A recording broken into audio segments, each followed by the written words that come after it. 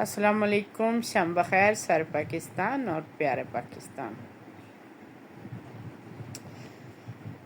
آج ہم پھر آپ کو سنا رہے ہیں چنگیز خان کی کہانی،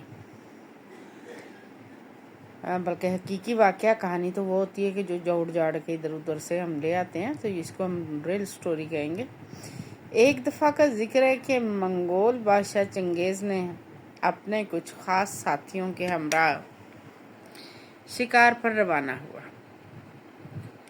ساتھیوں کے پاس تیر کمان تھے، اور جبکہ چنگیز خان کے پاس اس کا اپنا پسندیدہ اپنا پالا ہوا عقاب تھا جو ہمیشہ اس کے ساتھ رہتا تھا، اور عقاب یقیناً تیر کمان سے بہتر ہوتا ہے کیونکہ اسے ہوا میں چھوڑ دیا جائے تو وہ بلند ہو کر ماحول کا جائزہ لے سکتا ہے۔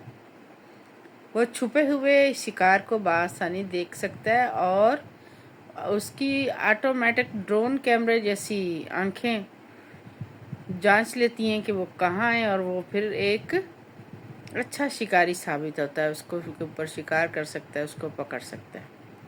چنگیز خان اور ساتھی دن کا بیشتر حصہ شکار ڈھونڈتے رہے، مگر انہیں کچھ نہ ملا۔ آخر کار تنگ آ کر وہ سب اپنی خیمہ بستی میں واپس آ گئے۔ کچھ دیر بعد چنگیز خان نے اپنے عقاب کو ہمراہ لے کر کسی کو بتائے بغیر وہ اکیلا نکل گیا۔ وہ اس وقت کسی کو پریشان نہیں کرنا چاہتا تھا، کیونکہ اگر وہ اس وقت اپنے ساتھیوں کو ساتھ لے کے چلتا تو پھر وہ اپنا غصہ سارا اپنے ساتھیوں پہ نکالتا رہتا، اور وہ سب جنگل میں ضرورت سے زیادہ دیر قیام پذیر ہو چکے تھے، سب بہت تھکے ہوئے تھے، تو چنگیز خان کو چین نہیں آ رہا تھا۔ وہ اکیلا ہی نکل کھڑا ہوا۔ سخت گرمیوں کے دن تھے، چشمے دریا سب سوکھے پڑے تھے، پیاس کی شدت سے وہ نڈھال ہو گیا۔ بہت دیر بعد اس نے ایک چٹان میں سے پانی کی ہلکی سی دھار ٹپکتی ہوئی دیکھی۔ اس نے پیالے کو بھرنے کے لیے رکھ دیا اور اس سے پہلے عقاب کا نقاب اتار کر اسے بھی آزاد کر دیا۔ تب پیالے کو دھار کے نیچے لے جا کر بھرنے کا وہ انتظار کرنے لگا۔ ابھی پیالہ بس بھرنے ہی والا تھا کہ عقاب کو جانے کیا ہوا۔ اس نے ایک جست لگائی اور پیالے پر جھپٹا مار کے سارا کا سارا پانی گرا دیا۔ پانی گر کر زمین میں جذب ہو گیا۔ چنگیز خان ظاہر تھکا ہوا بھی تھا، پیاسا بھی تھا، بہت سخت غصہ آیا، مگر اس کا پسندیدہ عقاب تھا، اس لیے وہ برداشت کر گیا۔ اس نے پیالے کو زمین سے اٹھایا اور دھار کے نیچے دوبارہ رکھ دیا، اور پیالہ پھر بھرنا شروع ہو گیا۔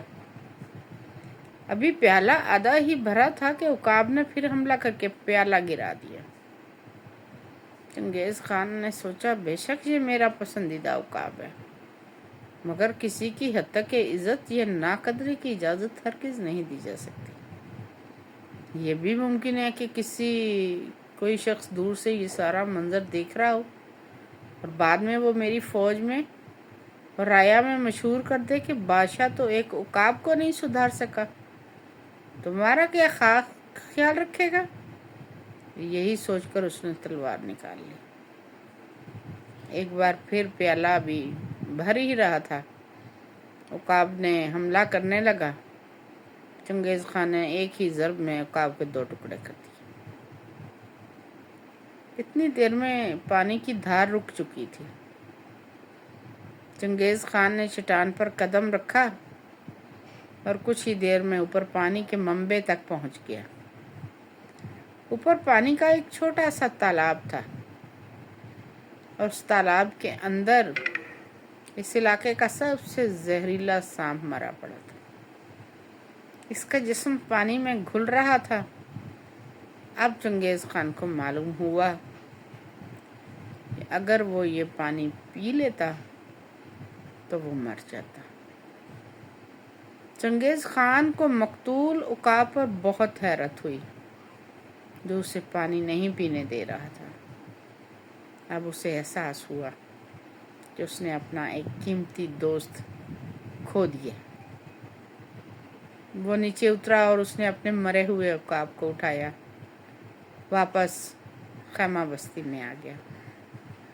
تاریخ میں لکھا ہے کہ چنگیز خان نے اپنے عقاب کی شبیہ کے مطابق سونے کا ایک عقاب بنوایا۔ آج بھی مجسموں، تصویروں، تحریروں، شاعری میں اس عقاب کا ذکر ملتا ہے۔ چنگیز خان نے سونے کے عقاب کے پر کے اوپر یہ لکھوایا کہ اگر تمہارا دوست کوئی ایسا کام کر دے جو تمہیں پسند نہ آ رہا ہو، مگر پھر بھی وہ تمہارا دوست ہی رہے گا۔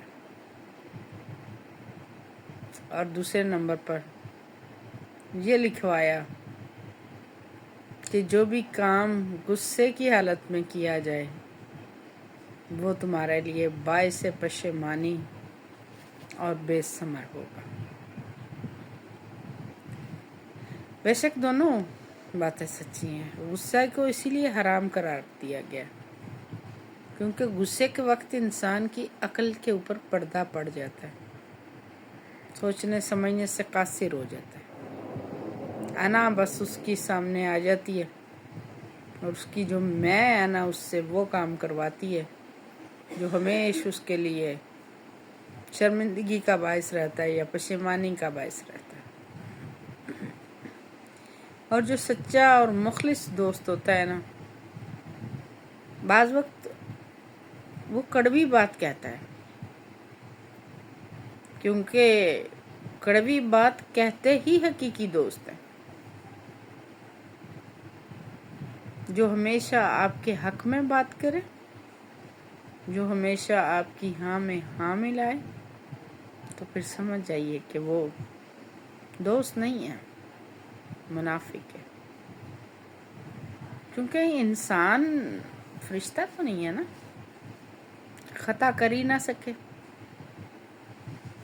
اور اگر انسان ہے اور وہ خطا بھی کرتا ہے، اور اگر اس کے ساتھ اس کا کوئی دوست ہے جو اس کی زندگی سے واقف ہے، اس کے کاموں سے واقف ہے، اور وہ اس کو بر وقت ٹوکے نا، اس کو سمجھائے نا، اس کو سیدھے راستے کی طرف رہنمائی نہ کرے، تو پھر وہ اس کا دوست تو نہ ہوا نا، وہ تو پھر کسی نہ کسی مطلب کی وجہ سے اس کے ساتھ جڑا ہے، اور وہ یقیناً خوش آمدید ہے۔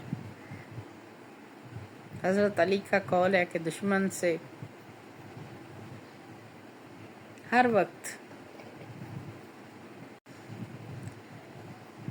ڈرو، لیکن اپنے دوست سے اس وقت ڈرو جب وہ تمہاری بے جا تعریف کرنے لگے۔